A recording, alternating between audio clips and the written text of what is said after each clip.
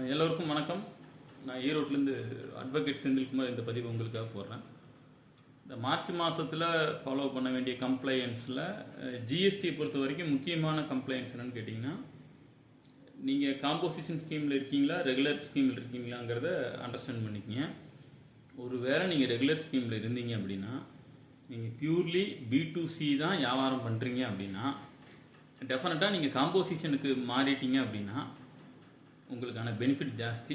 அப்படி காம்போசிஷனில் மாறுறதுக்கான due date 31 மார்ச்சுக்குள்ளே நீங்கள் உங்களுடைய அப்ளிகேஷனை நீங்கள் சப்மிட் பண்ணணும். நீங்கள் ரெகுலர்லேருந்து காம்போசிஷன் மாறுறதுக்கு இது வருஷத்தில் ஒரு தடவை தான் இந்த வாய்ப்பு. அது மார்ச் மாதம் 31க்குள்ளே தான் பண்ண முடியும். நீங்கள் ஏப்ரல்லேருந்து நீங்கள் காம்போசிஷனுக்கு கன்வெர்ட் ஆகிடலாம். உங்கள்ட்ட என்ன ஸ்டாக் இருக்கோ அதுக்கான ஃபார்ம் ஒன்று ஃபைல் பண்ண வேண்டியிருக்கும். அதையும் நீங்கள் ஃபைல் பண்ணணும். ஃபஸ்ட்டு நீங்கள் அப்ளிகேஷனை கொடுத்துருங்க. அது ஃபைல் பண்ணுறப்போ 60 days நமக்கு டைம் இருக்குது. இது எல்லாத்துக்கும் ஷேர் பண்ணுங்கள். மிக முக்கியமான பதிவு. இது சம்மந்தமான உங்களுக்கு சந்தேகம் இருந்துச்சுன்னா என்னோடய நம்பருக்கு கால் பண்ணுங்கள். நன்றி, வணக்கம்.